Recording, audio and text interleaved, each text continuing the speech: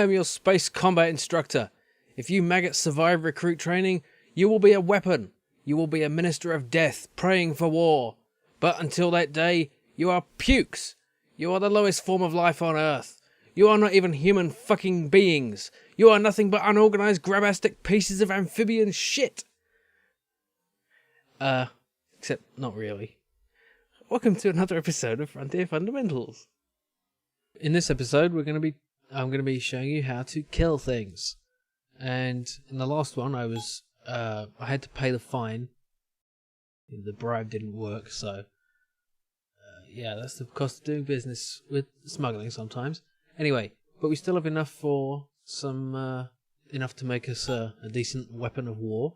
So I go to the shipyard and go to the upgrades button thingy. Right, so at the top we have proximity mines, which are utterly useless because space is just too big for them to be any use in this situation. And then we have the homing missiles. There are three types of missile: the basic homing missile, the smart missile, and the naval missile. I think there's a slight increase in damage with each one. But the main attraction of the smart missile is that it isn't affected by electronic countermeasures, or ECM. And the naval missile is even protected against the naval Ecm system. We'll get to that in a minute. But basically, they're pretty cheap anyway, so you might as well go with the smart or the naval missiles. Let's get a couple of smart missiles. That's as many as we can fit on the Eagle long-range fighter. And the main weapon is going to be our 1 megawatt pulse laser. And it takes up a ton of space and is the most pathetic laser there is. But it'll do for now. Next up is the radar mapper. Now we need this in order to collect money by bounty hunting. What it does is it scans a ship that you've locked onto and tells you some of its stats, like its hull status and things like that. And also the amount that killing it will get you from the Elite Federation as a bounty. So we'll buy that.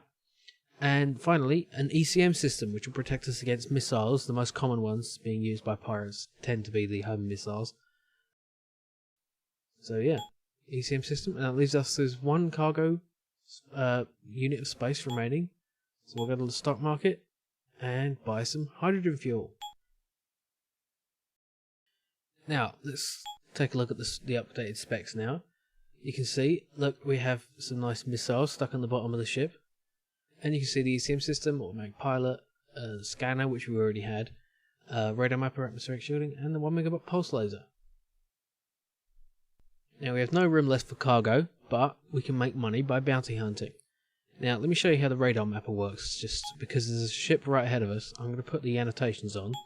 You can see here it says SW791, that's the registry of this Lion transport ahead of us. So click on that. And then going down here, this is the scanner. Now you can just click somewhere around here and it will switch to the equipment display. There you go, you can see the missiles, ECM system, and radar mapper. Click on the radar mapper or press R on the keyboard and you get this little display up here which says Lion Transport Class 5 Hyperdrive. This is a very large ship. Hull 100% no shields. And yeah, that's pretty much it for the radar mapper. Now the annotations are quite useful. When this ship is even like 100 kilometers away, we'll still be able to see its registration number, even though we can't really see the ship itself other than a little speck. Anyway, now I'm going to set a course for this system to the northeast, Lalande 21185. I believe this system, there's another Lalande system over here, 25372. These are quite not very memorable names, but they're catalogue numbers, I believe, named after a French astronomer.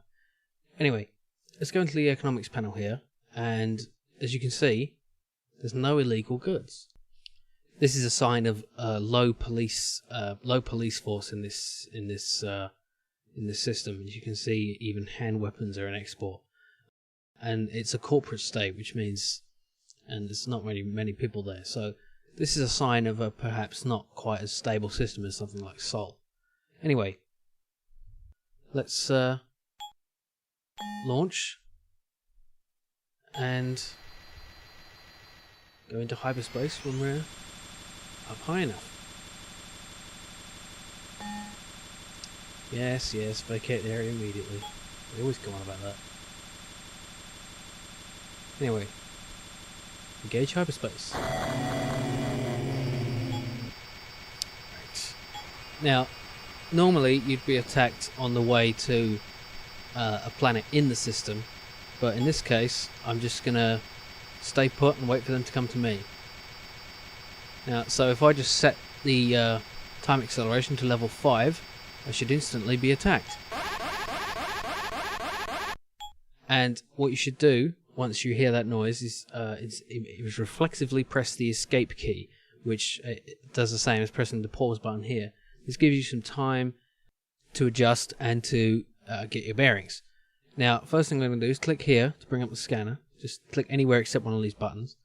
And you can see here the scanner display has this little pink icon on it. Now, the red disc here at this this sort of oblique disc here indicates the horizontal plane relative to our ship's axis. So imagine this disc being fixed flat horizontal to the wings of our fighter.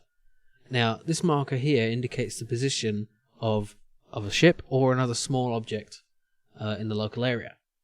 It takes a little while to get used to the display here. Basically, the thin end indicates where it is on this two-dimensional plane, and then it moves down to indicate how far below this plane it is, and then at the point where it juts out to the right is where it actually is. So this indicates that it's quite close, slightly to our left and below us. So if I come out of pause mode and rotate towards it, we should see it line up in front of us. And there it is. Now we're going to go into engines off mode, and this ship is curiously oh, there he is. Now I'm just going to fight this guy. I'm pressing R to bring up the radar mapper. Now I'm just going to take him out, and then I'll explain afterwards how I did it. Now, as you know, you turn the ship by holding in the right mouse button and moving the mouse, and you fire the weapon by clicking the left mouse button and the right mouse button at the same time. So right. Now the idea is to avoid presenting an easy target. You probably heard the engines firing off and on in forward and reverse thrust mode. Because I switched it to engines off, so I have total manual control over the engines. So if you listen, you can hear slightly different sound when I'm accelerating, that is thrusting forward, and when I'm thrusting backwards. It's slightly higher pitched with the reverse engines. Now the idea is to avoid creating an easy target by not thrusting directly at the enemy. If I was just firing my forward thrusters, or indeed my reverse thrusters, right towards that guy, I would have been presenting a target that didn't move relative to him, like neither left or right or up or down. So I was thrusting just to the side of him, so I created a moving target, which is harder to hit. It kind of takes a while to get used to the whole conceptualizing of the relative motion and things. It's all Newtonian. It's something a lot more easily experienced than and shown than described. So there's usually more where that came from. So I'm going to click speed 5 again, and probably be attacked again. And there we go. Now, first thing I'm doing is just taking some evasive maneuvers. Now, just lock onto him, press R for the radar mapper. It's another crate assault craft. This is a rather small ship. I'm going in reverse thrust right now. Now forward thrust. Now, it's quite hard to aim towards these guys when they're in small fighters. Whoa! Now that was kind of reckless. He was flying right at me, and if I hadn't destroyed him just then, I might have been killed. Let's see. There's another one. Now the colour of the indicator shows the size of the ship. I'll put up some kind of display showing the relative. Oh dear! There. Now what I did there was he launched a missile, and I pressed E on my keyboard to use my Ecm system, and it worked. If it had been a missile that wasn't there. Now And what I was doing there was reverse thrusting, so his relative velocity remained, relative distance from us remained about the same. Yeah, if that guy had a smart or a naval missile, I would have had to take evasive maneuvers. Now this guy has a pulse laser like mine. He's in an adder. I can already tell that. I'll just pause so I can quickly line that up. Press R. And this guy has a bounty on him. If we kill him, we'll get 100 credits. Now this usually indicates he's a bit more dangerous, so gotta be careful. Whoa. Right, see, I'm thrusting to the side of him. Now he's got a slightly larger ship and a slightly slower ship, so it should be a bit easier to hit him. What I tend to do is try to thrust past him and then use the reverse thrusters at a small distance to maintain the distance while he tries to turn around towards me. Now, that pulse laser, if it hits us, will kill us in one shot, so we've got to keep moving. Our only defense is our maneuverability. And our missiles. And our lasers. But they're more offense. Oh, and our ECM system, of course. Now, you see, he was just about to line up there. He's lining up again. So I thrust off to the side. Almost got him. Damn. Got him. There. See, now he's got a bit of a tougher ship. It's 2 hits to get him down to about 50%. Come on, PL222. Nearly done. 9%, one more hit should do it. Got him! Well done, Commander. A bounty of 100 credits.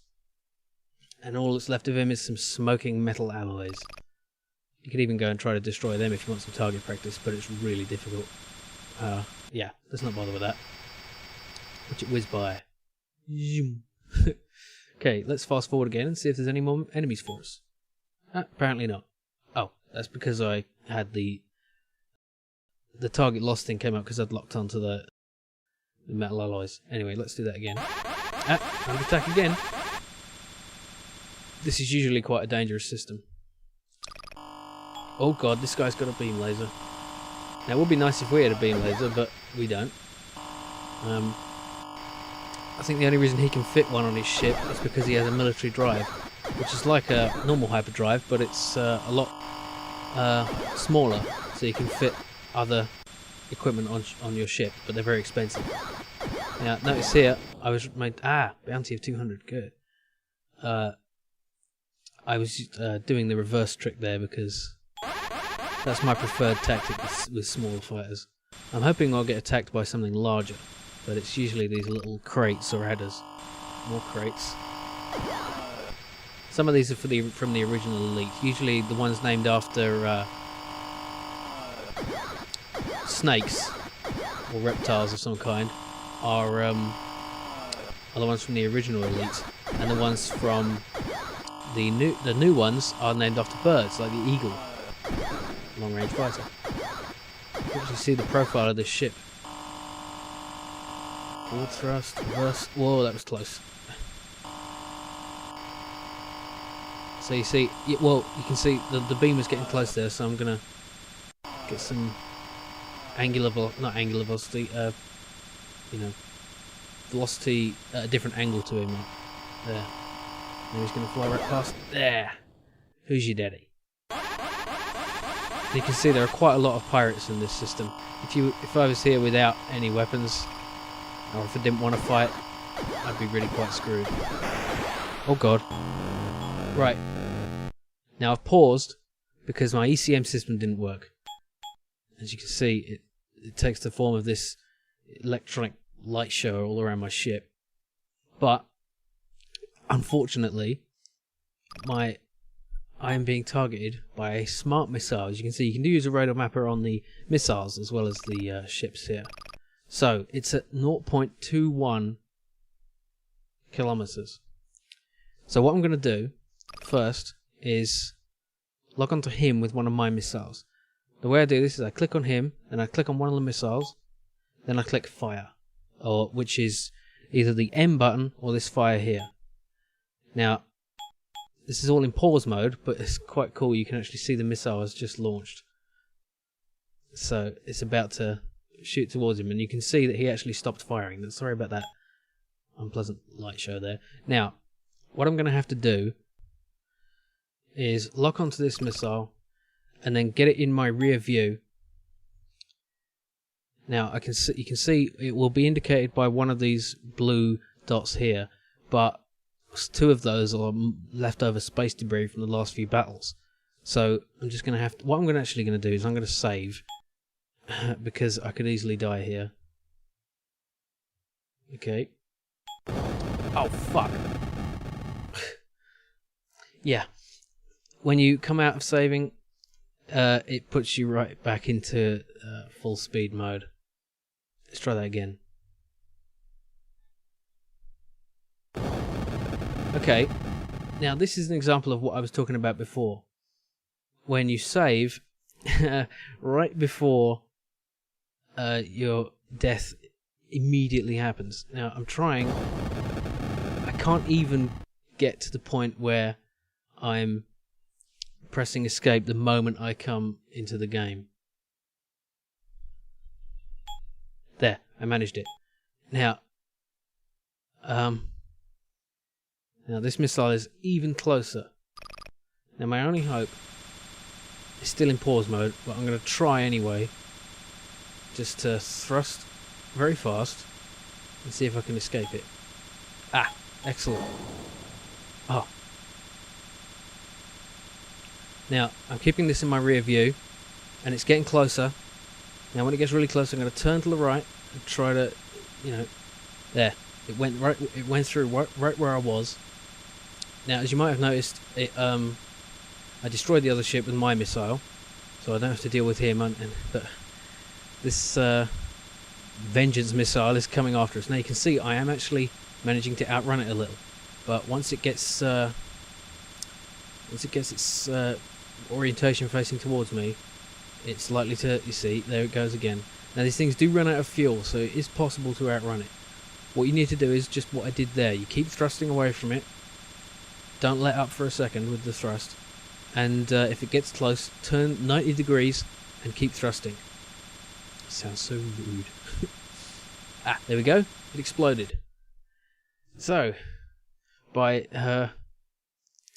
using the save function and quickly pressing escape, I managed to elude that missile. I'm going to save again, because that was... see, what I'm using here is I went to the options menu and I enabled the file name extensions so that I'm saving Jim 789, etc.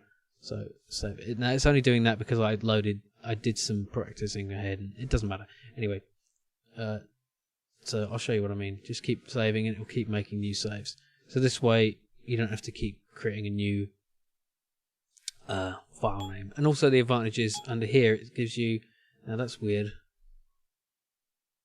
It should say Jim. It says tutorial. Okay. I named a file tutorial. Anyway, it doesn't matter. Let's carry on. There should be more ships to destroy. Oh, apparently not. I've clicked maximum time, and it appears after our rather impressive display there, nothing is willing to fight us. So let's set a course for the inhabited system in this inhabited planet in this system, the starbase. And the only reason we have to go here rather than just warping to another system is, of course, because we have no hydrogen fuel. I do have an extra space in my cargo hold because I've used one of my homing missiles, as you can see. Don't know why that takes up cargo space. I mean, it's weight, but it's also space, so, you know. Anyway. So, that's the basics of combat. It takes just practice and lots of saving to get good at it. It's especially difficult with a 1 megawatt pulse laser, or even a 5 megawatt pulse laser. Once you get the 1 megawatt beam laser, you can do a lot more damage because you get a constant firing, and you just have to sort of guide the beam into the path of the ship. Now I'm just going to show you something quite cool. See this here? I can use the radar mapper on these too. Whoa! Don't smash into the ship. The thing. There. Okay. Now you see these? I can use the radar mapper on these too. These are long-range cruisers, and right here is a Lynx bulk carrier. There we go. Now these ships are enormous. Now wait, I'm gonna go into manual control mode so I can Yeah. Now, look at this cool flyby. Look at the size of that thing. Even going 1,000 kilometers a second, it takes me ages to get past it. Yeah. It's like something out of Star Wars. And look, there's 3 of them. They don't do anything, but they look cool. Kind of like me. Anyway, let's set a course for this station again. In another episode, I'm going to show you how to do manual docking. But you see, it will be a rare occasion that you need to do it. And it's just good to be able to know how to do that. Anyway, maximum time acceleration, get inside. And I guess we could have a quick look at some of the other equipment. Now, in some systems, there won't be as much available. In this one, we can see the 1 megawatt beam laser, which takes up 5 tons of space with weight, and is quite out of our price range. Now, it isn't as profitable to earn money by bounty hunting, but it can be more exciting, and it makes it's quite different. The most profitable thing is always trading, but you know, there's a lot of stuff to do and to mix up. Oh, one more thing. Something you might want to watch out for is on the radar mapper when you bring up the display. If it says energy bomb, beware, because this is a kind of like a smart bomb, which overloads the engines of small vessels and can destroy you in a single hit. And it doesn't even need to aim or anything, it's just like an area effect. And so your only hope if something comes at you like that is to destroy the enemy before they use it. We're basically in a world of shit. So this was combat training and bounty hunting. Thanks for watching, and I'll see you out there, maggots.